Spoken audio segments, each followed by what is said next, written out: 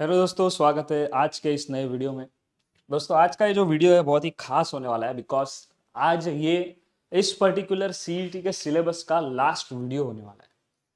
हमने सब चीज़ें कवर की है, from reasoning to English to GK to computer. और ये जीके का ही एक लास्ट टॉपिक है, इंडियन हिस्ट्री एंड कल्चर, जो मेरे हिसाब से कवर होना बाकी था और इसलिए यहाँ पर आज इस लास्ट वीडियो में हम इसे कवर करने वाले हैं। तो सर अभी आगे क्या होगा, ये लास्ट वीडियो के बाद क्या कोई वीडियो नहीं आएगी, क्या सारी चीज़ें हैं? तो आएगी वीडियोस वगैरह, थोड़ी रिवीजन लेक्चर्स वगैरह कुछ लेंगे, लाइव सेशंस लेंगे, क्वेश्चन Q&A टाइप कुछ करेंगे। और अर्ली बर्ड डिस्काउंट के लिए जो मैंने आपको पहले ही बोला था, अगर आपको ई बुक वगैरह परचेस करनी है एट अ स्पेशल रेट, नीचे फॉर्म दिया है उसको फिलअप करो। कंप्यूटर कोर्स के बारे में जो मैं हर वीडियो में बोल रहा हूँ कि अगर आपको यही जो प्राइस अभी चल रहा है उस प्राइस पे चाहिए तो जल्दी से जल्दी करो, बिकॉज प्राइस कभी भी चेंज हो सकता है। तो उसका भी लिंक नीचे डिस्क्रिप्शन में है। अब तक काफ़ी लोगों ने फॉर्म फिल किया है ई बुक के लिए और उन सभी को वो स्पेशल डिस्काउंट मिलेगा। बट अगर आप लेने वाले हो ई बुक और ये फॉर्म नहीं भर रहे हो तो बड़ी मिस्टेक करोगे, बिकॉज प्राइस डिफरेंस बहुत ज़्यादा हो जाएगा। इसलिए जल्दी से जाओ, उसको फिल कर दो फॉर्म को और अर्ली बर्ड डिस्काउंट का आप हिस्सा बन सकते हो। स्टार्ट करते हैं आज के लेक्चर को। पहले समझते हैं कि क्या इंडिया की हिस्ट्री है वगैरह, क्या कल्चर है। जैसा कि हम हर लेक्चर में करते हैं, पहले थियरी और फिर कुछ क्वेश्चंस। तो India's history and culture are intertwined, forming a vibrant tapestry dating back to thousands of years. हजारों साल जूना हमारा हिस्ट्री है और उसका सबसे पहला थ्रेड जो है वो है Indus valley civilization. Indus valley civilization बहुत ही फेमस है, सबसे जूनी सभ्यता है और एक अर्बन सिविलाइजेशन उसको बोला जाता था, बिकॉज जो टाउन प्लानिंग थी, जो सारी चीज़ें थी, ड्रेनेज सिस्टम से लेके बिल्डिंग्स और जो भी हर एक टाउन के अंदर चीज़ें होती है, जैसे एक अलग अलग चीज़ के लिए डेडिकेटेड एरिया, ये सब कुछ इंडस वैली सिविलाइजेशन के अंदर बनाया हुआ था। ये कब फ्लरिश्ड हुई थी? 3300 से लेके 1300 BC तक इंडस वैली रीजन में, जो आज के तारीख में नॉर्थ वेस्टर्न पार्ट जो है इंडिया का वो, और पाकिस्तान का रीजन जो है वो एरिया को इंडस वैली का रीजन माना जाता था। They are known for their impressive planned cities, advance drainage system, baked clay pottery. तो वही टाइम पे ना जो ब्रिक्स अपन देखते, वो ब्रिक्स क्या है, एक बेक्ड क्ले का वर्जन है। मिट्टी को बेक कर देते हैं, उससे ब्रिक्स बनता है। वो लोग ने वो टाइम पे उसकी पॉटरीज बना दी थी, उसी से घर बना दिए थे। कब? बिटवीन 3300 टू 1300 BC के टाइम पे। Mysterious script has yet to be fully deciphered.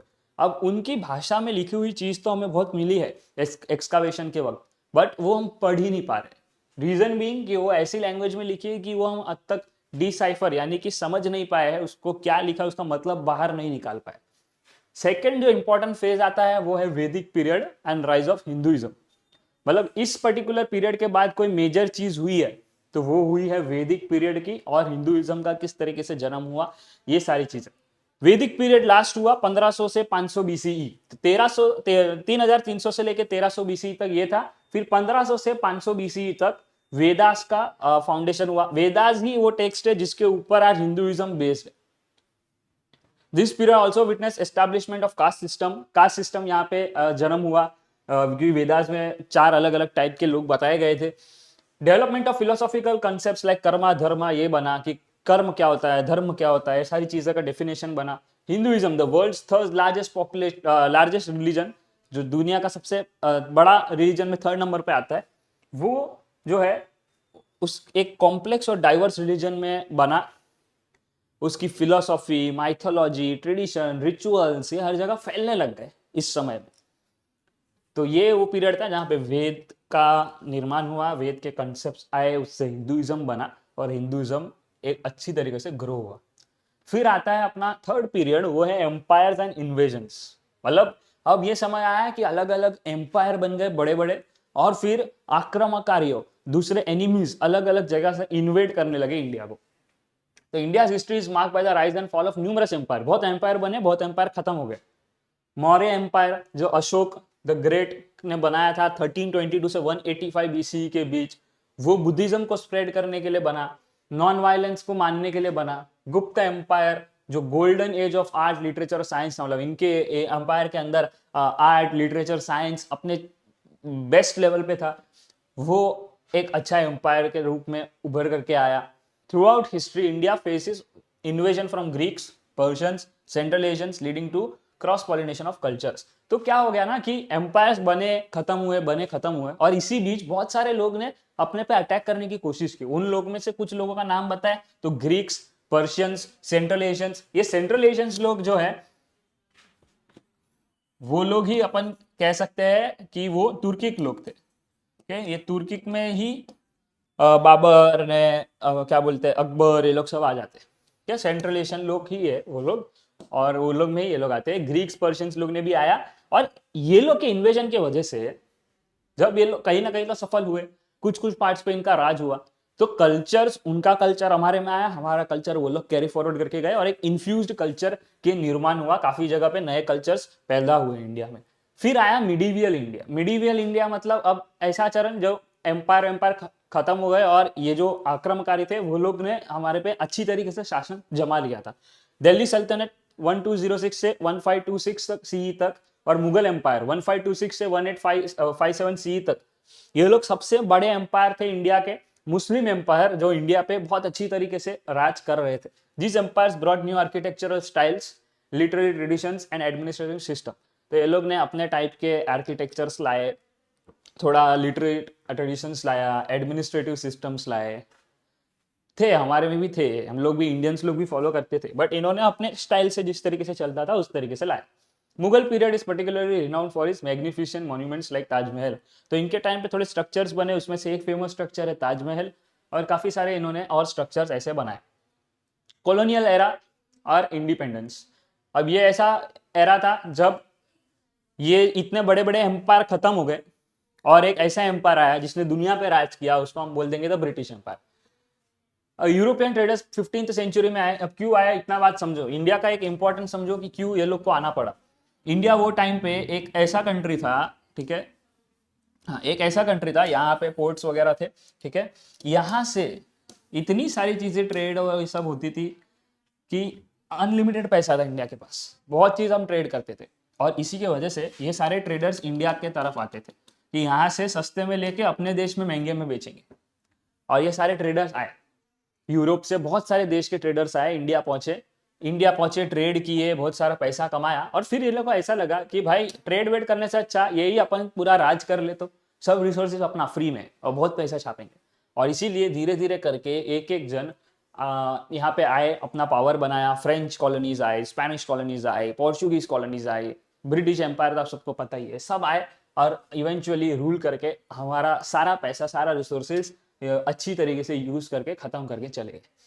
फिर आए इंडिपेंडेंस मूवमेंट, जो महात्मा गांधी, भगत सिंह और काफी सारे और ऐसे फ्रीडम फाइटर्स ने मिल करके लड़ा, और 1947 में इंडिया को इंडिपेंडेंस दिलाया। अब इंडिपेंडेंट इंडिया जो लास्ट फेज है, लास्ट फेज के अंदर क्या है, इंडिपेंडेंस इंडिया जो है एक बड़ा सा डेमोक्रेटिक रिपब्लिक बन करके आया है। बहुत सारे इकोनॉमिक डेवलपमेंट हुए, साइंस, टेक्नोलॉजी, स्पेस एक्सप्लोरेशन, हर जगह। लेकिन कहीं ना कहीं इंडिया में अभी भी कुछ चैलेंजेस है, जैसे कि पॉवर्टी, करप्शन, सोशल इनइक्वालिटी, और इन चीज़ों से इंडिया रोज कुछ ना कुछ नई स्ट्रेटेजीज बना के लड़ने की कोशिश कर रहा है। पॉवर्टी, करप्शन, सोशल इनइक्वालिटी ऐसी चीज़ें हैं जो रातों रात चेंज नहीं होती है, और काफ़ी समय लग जाता है। ऑलरेडी हमने आज 75 ईयर्स कंप्लीट कर लिए हैं, और हम इसी से लड़ रहे हैं। हो सकता है आने वाले कुछ और 20-30 साल में ये सारी चीज़ें खत्म तो नहीं, लेकिन काफ़ी कम हो जाए। इंडिया का रिच कल्चर आज भी दुनिया में बहुत ही ज़्यादा फेमस है। इंडिया के festivals, cuisine, language, art form आज भी दुनिया को एक अच्छी तरीके से देखने में मजबूर कर रहा है। लोगों की नज़र आज इंडिया के तरफ है कि इंडिया के फेस्टिवल्स, इंडिया के क्विजीन, इंडिया के लैंग्वेज, इंडिया के आर्ट फॉर्म इस तरीके के हैं जो आपको कहीं और देखने को नहीं मिलते हैं। तो चलिए अब कुछ एमसीक्यूज की तरफ बढ़ते हैं। Which of the following is not a feature of Indus valley civilization. इसमें से इंडस वैली सिविलाइजेशन का क्या फीचर नहीं था।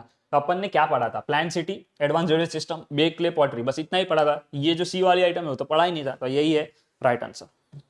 Next, Vedas are foundational text of which religion. इनमें से किस रिलीजन के लिए वेदास फाउंडेशनल टेक्स्ट है, तो हिंदुइज्म के लिए है, क्योंकि हिंदुइज्म वेदास से ही बना है। Ashoka the great, known for the emphasis on non violence, belong to which empire. Ashoka कौन से एम्पायर से था, तो मौर्य एम्पायर से था, अपन ने जस्ट पढ़ा। Taj Mahal renowned monument is an architecture Marvel from which area. इनमें से किस एरा के अंदर ये जो पर्टिकुलर ताजमहल है वो बना, तो मुगल एम्पायर के टाइम पे मरा। Next, the leader of Indian independence movement known for its philosophy of non violence resistant was. इनमें से कौन लोग ऐसे थे जो नॉन वायलेंस के लिए जाने जाते थे और इंडिया के फ्रीडम मूवमेंट में थे, तो महात्मा गांधी आपको पता है जो नॉन वायलेंस के लिए फेमस थे। What is the federal structure of independent India call? तो इनमें से इंडिपेंडेंट इंडिया को अपन किस पर्टिकुलर स्ट्रक्चर में डिवाइड करें, डोमिनियन, यूनियन, रिपब्लिक या फेडरेशन? तो फेडरेशन है, बिकॉज इंडिया के अंदर स्टेट गवर्नमेंट और सेंट्रल गवर्नमेंट है। सेंट्रल गवर्नमेंट देश को चलाता है, स्टेट गवर्नमेंट पर्टिकुलर स्टेट्स को चलाता है। ऐसे पर्टिकुलर जो सेटिंग्स होती है उसको हम बोलते हैं as a federation. Which of the following is a classical dance form originating in India? इनमें से कौन से पर्टिकुलर डांस फॉर्म इंडिया में है? बैले, कथक, फ्लेमेंको या फिर टैंगो? तो Kathak is our Indian origin. Which language is spoken in the second most number of people in India? इनमें से कौन सी लैंग्वेज है जो इंडिया में सबसे ज्यादा बोली जाती है आफ्टर हिंदी? इंग्लिश, बंगाली, तमिल या तेलुगु? ओके, तो यहाँ पे मेरे हिसाब से आंसर इंग्लिश है, बट यहाँ पे आंसर दिया नहीं है, तो I don't want to take a wrong guess. आप चेक कर लेना, आपको आंसर मिल जाएगा। Ayurveda is a traditional Indian system of medicine focused on. अब आयुर्वेदा किस में फोकस करता है? सर्जरी में, वैक्सीनेशन पे, एंटीबायोटिक्स पे या नेचुरल हीलिंग पे? तो नेचुरल हीलिंग पे फोकस करता है आयुर्वेदा, कि खुद से ठीक हो जाएंगे। Okay, which of the following is the national festival of India? इनमें से कौन सा ऐसा त्योहार है जिसको हम नेशनल फेस्टिवल मानते हैं? तो यहाँ पे इंडिपेंडेंस डे को नेशनल फेस्टिवल माना जाता है, क्योंकि पूरी इंडिया, आप कोई भी रिलीजन के होने दो, इस दिन को सेलिब्रेट करता है। इंडिपेंडेंस डे एक ऐसा चीज है जो हर आदमी सेलिब्रेट करता है। दशहरा, होली, दिवाली, ये ऐसी चीजें हैं जो हिंदुइज्म के लिए है, जो शायद बाकी धर्म वाले शायद ना मनाए, आजकल तो बनाते हैं, बट इंडिपेंडेंस डे ऐसा है जो धर्म से ऊपर है और देश को एक साथ करता है। इसके लिए नेशनल फेस्टिवल की बात आए तो वही आता है। तो ये थे कुछ क्वेश्चंस अबाउट इंडियन कल्चर। आपको ये जो इंपॉर्टेंट थियरी मैंने समझाई वो आपको ध्यान में रखनी है, और ये सारी चीज़ें आपको एक बंडल में चाहिए जिसके अंदर और एडिशनल क्वेश्चंस हो। क्यूआर कोड के साथ आप वीडियो के थ्रू और रिटर्न ऑब्जेक्टिव्स के थ्रू सब कुछ प्रैक्टिस कर सकते हो। तो आपको करना है, लिंक नीचे डिस्क्रिप्शन में, उसको फटाफट से फिल कर दो और अर्ली बर्ड रजिस्ट्रेशन कर लो। उसमें बहुत सारे ऑप्शन है, आपको किस पर्टिकुलर ऑप्शन में इंटरेस्ट है आप उस हिसाब से चीज़ों को सिलेक्ट कर सकते हो। 2 दिन में ये फॉर्म क्लोज हो जाएगा, उसके बाद आपको अर्ली बर्ड डिस्काउंट से नहीं मिलेंगे, तो इसीलिए जल्दी से जाके फॉर्म फिल कर दो।